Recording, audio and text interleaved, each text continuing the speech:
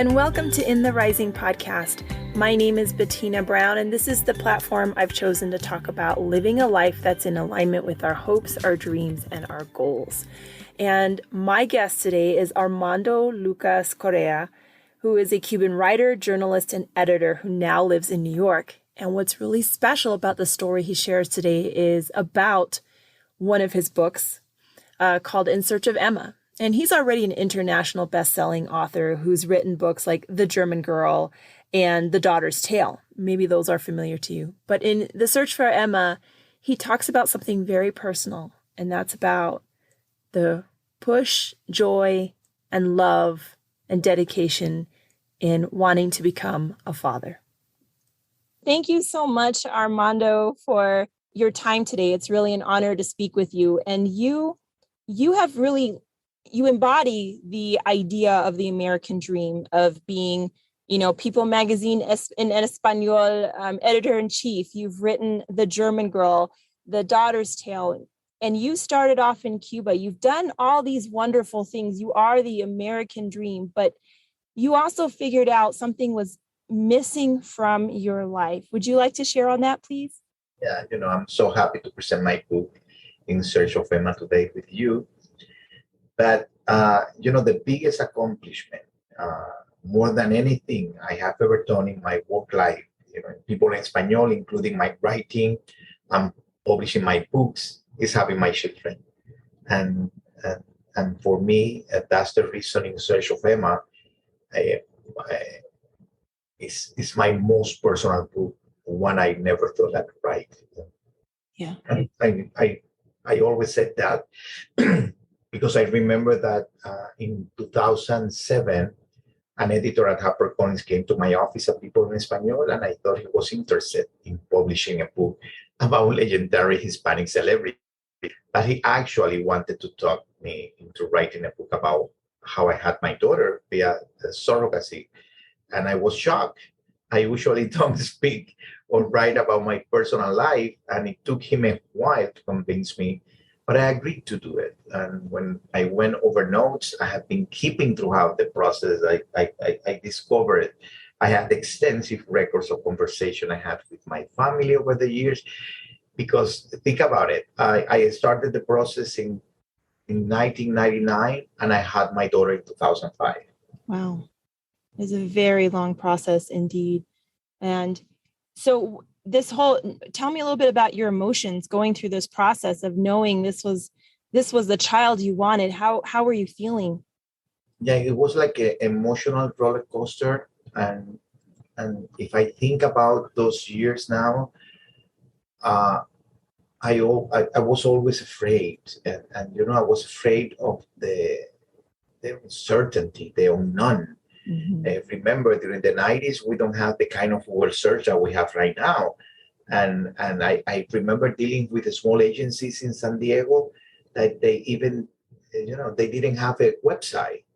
And talking to lawyers over the phone and sending thousands of dollars in check was, I remember my partner thought that I was crazy. And he knows that when I have a project, I love having projects and getting the results. And I learned with all this process and helped me writing my books that you have to be patient. Yeah. When you are younger, you always think that I have to do it right now. Everything is today. Tomorrow is a long way to go there. And then with the surrogacy and writing my books, you need calm. You need be patient. You need to think about the time and process everything and be confident. Yeah. And for a 6-year process, that is a lot of tomorrows that you are being patient through for certain. And with all of this, you eventually had your daughter. What was that moment like for you? Oh, I remember because the book, I wrote the books first in Spanish, and I did like a national tour in national television for Hispanics.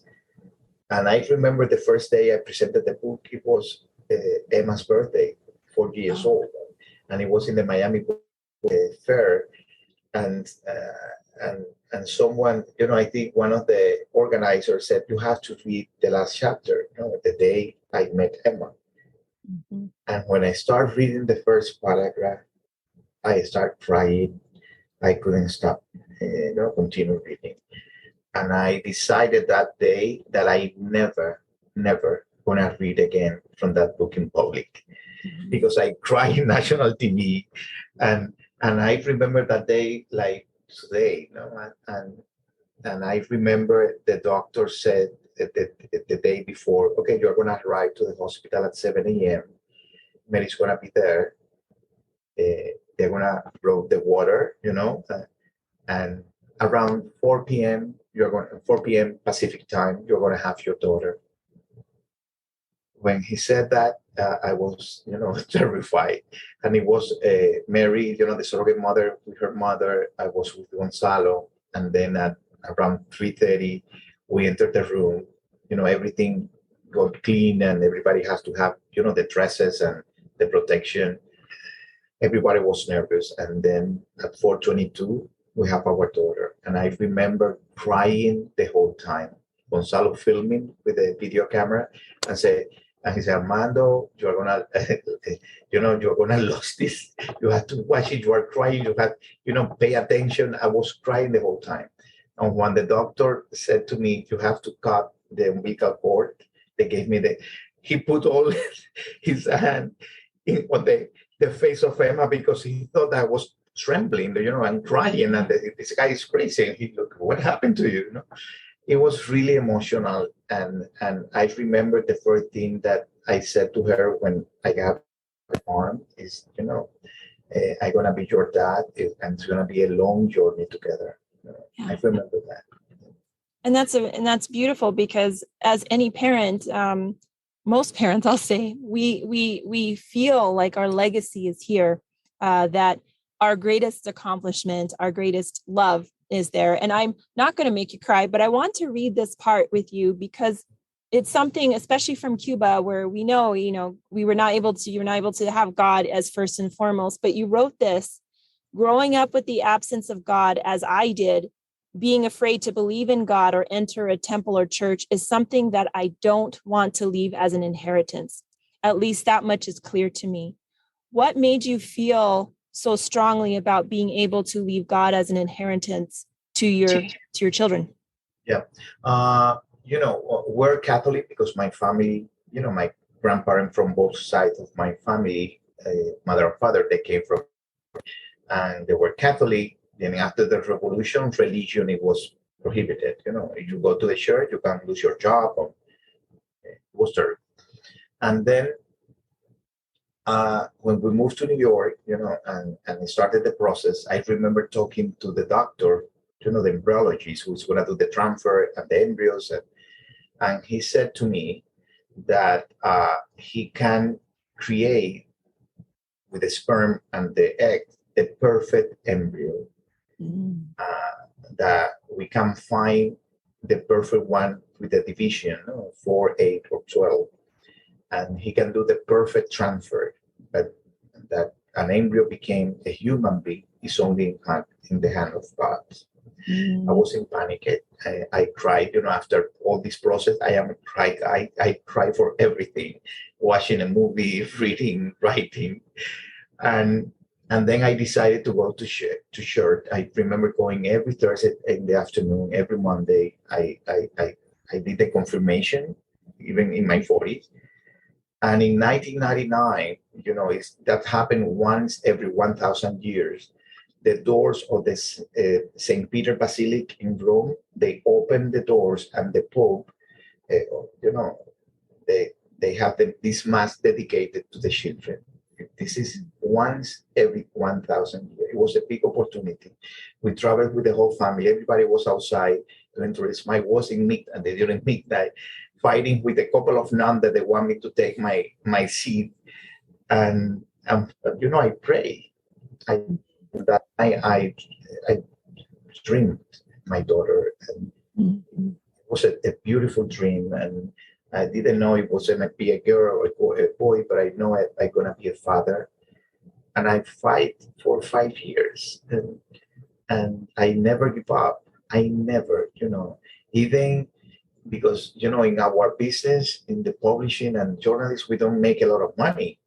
And Emma, Emma cost at the end $125,000. I have to sell my apartment.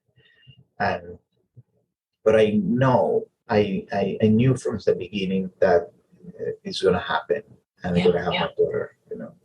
That's amazing. And since Emma, you have a bigger family. Share a little bit about that. How many more tears? How many tears of joy? So when we had Emma, I said, I am done. I don't want to, hear more about surrogacy or embryos or doctors. I forget about San Diego, California, that we love. And then when Emma was 2 years old, we were living in Miami, she said, I want to have a daughter, a sister, or a brother. And it was every night. And then one day I talked to Gonzalo. I said, if we have embryos, frozen embryos, I'm paying storage in a clinic to keep them. What is the reason? No, let's try. Oh my God, I can't deal again with the lawyers, with the contract. That was Gonzalo. Okay, it's easier. Let's talk to the surrogate.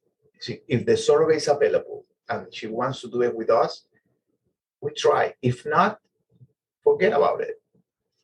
We call Mary, and Mary said, okay, for you, I do whatever you want. Okay, let's do it. When she said yes, okay, oh my God.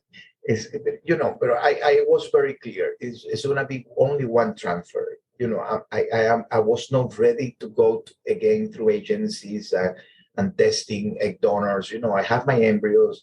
We have Mary, and we were lucky with the first transfer. We got not once, two kids, and for me it was a shock when I was there with the during the ultrasound with the doctor, and he said, I feel like we have a strong heartbeat. But when he said but, I thought, oh my God, we have a problem. Yeah. He said, no, we have a strong heartbeat. I couldn't, take pictures, nothing. When I left, I called the family, and then in a couple of days, it's going to be the reveal of the sex because of the blood test, not because of the ultrasound. And then Mary called us that she has the result, and she said, baby A is a girl and baby B is a boy. It was a dream. And right now, Anna and Lucas, they're going to be 12 in December. Emma is going to be 16 in November. Emma is in junior high school, and she wants to go to medical school. Wow. And Anna wants to be a veterinarian. And Lucas an engineer, and they're very oriented. They read every night, and that's mandatory in our house. And they're great kids with all the issues that we have with teenagers, That's right. Yeah, That's and right. if you go to my apartment, I know we are a non-traditional family for the standards in this country, but if you go to my house, you're gonna see a ton of plastic toys. You're going to see us dealing with all the play day, after school, piano classes, trying to find the best high school for the twins. Right. It's like a regular family. We're not traditional, but we're a traditional family. You're a family. You're a traditional family. And I know we have short time. I'm going to ask you one last question, please. How do you help your children rise up to their American dream? What would you say is one thing or one word or one phrase that you want to instill for your children? For me, the most important thing for them is to be good person or good people. Yeah. They have to be independent, of course, and we're working on it. They are very, very close family. But the day that I see them go to college and follow their dreams, my life is going to be, complete, I think. And we're working on it. It's a long way yet, but I think we're ready, and I love to see them with their dreams, My job is make those dreams true. Well, wow, this has been such a wonderful time. Thank you so much for your time. Congratulations on your book in English, your additional family, and best wishes to you, sir. Thank you. Thank you very much. I found this conversation just heartwarming because I had the opportunity to have a Zoom conversation and see his face and to see Armando just light up as he's talking about the experience of holding his daughter, the experience of becoming a father to his 3 children. The joy and the love is undeniable, unmistakable. And at the end of the day, he succeeded. He gave up a lot. We only look at the positives and, oh no, everything's fine now. But the journey was heart-wrenching. And I'm so glad that he shared the story, because whether we do want to become parents through surrogacy or naturally, there is so much to becoming a parent that's nerve-wracking, exciting, thrilling, and scary all at the same time. So I advocate for you to read his story and also to pass on In the Rising podcast to people that you feel may benefit from it, right? It is my hope and goal and desire to put In the Rising podcast in the hands and ears of those that it will make an impact for. And if you believe this podcast is one of those, or this episode, go ahead and share it. Leave a review. It does so much to further the value of conversations like this for other people. And until next time, let's keep building one another up.